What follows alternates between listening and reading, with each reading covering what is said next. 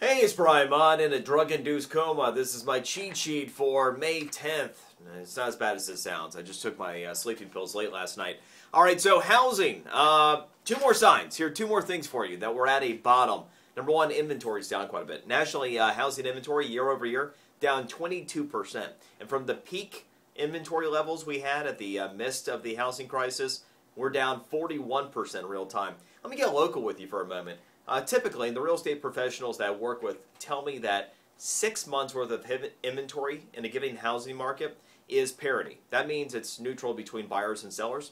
In certain parts of Palm Beach County and the Treasure Coast, for example, single family homes, we're at about 6.2 months worth of inventory.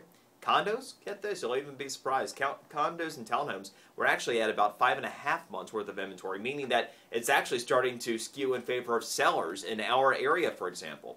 That's one indication of a healthier housing market going forward. But here's another one.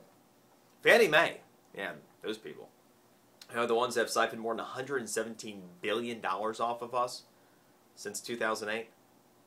They hit the P word, profit. No, really, Fannie Mae profitable.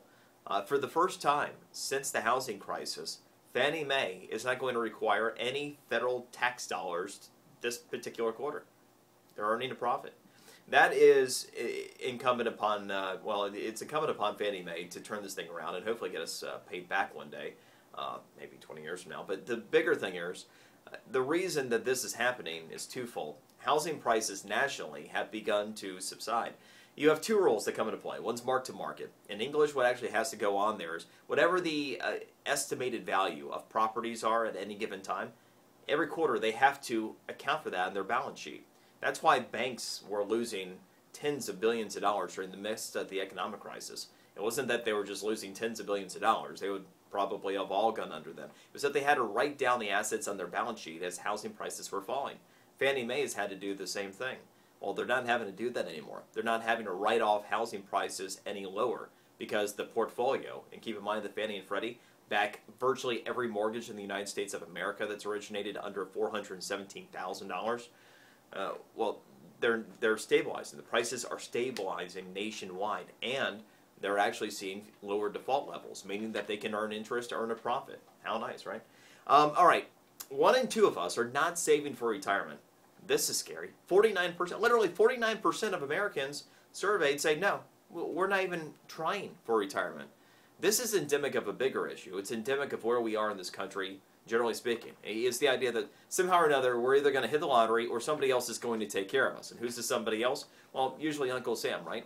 I mean, this is all part of the problem as we take a look at Europe falling apart, and you have the socialists coming into power in France. You have Greece that can't agree on a government because you have half the population in these countries that just want the nanny state. They want the government to take care of them, let somebody else figure it out. But the old saying about socialism, it's all good until you run out of other people's money. Well, that's where they are in Europe, and I'm afraid that's where we're going here, because literally half the country isn't doing a damn thing about saving for their own retirement. You know this thing isn't going to work. There's not enough money to go around to pay for half the country, even if we wanted to turn into socialist SOBs like the people in Europe. I mean, come on.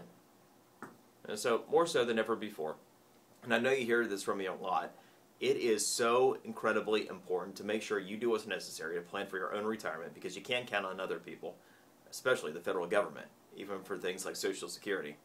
FBI, here's one for you. This is something that you wouldn't generally think of. I mean, hotel internet connections, you'd think were generally safe. I mean, not that you want to go on into your most sensitive accounts just out there in the hotel lobby somewhere. But the bigger problem is just accessing the internet connection at all. The FBI has actually issued a warning saying that they are seeing a trend of malcontents that are going around compromising the entire internet connections at hotels, knowing that they can put malware out there and hit a bunch of people all at once that are using the free internet connection at hotels. Now, if you have really good internet security software, I'm not near as concerned about a computer you get on with. What I'm more concerned about here is your mobile device. Most mobile devices don't use any security software. I mean, it's out there. You have the same types of names that you're familiar with for your traditional computer available for your smartphones, for your tablets. We just don't do it because the problem hasn't been so big to this point. Those are the devices that if you access using hotel networks, I'm most concerned about right now. So be diligent and at a minimum, be careful around those hotel networks, and it's a good idea, even for your mobile devices, to have security software in place. That is the cheat sheet for today. Enjoy yours. We'll see you tomorrow.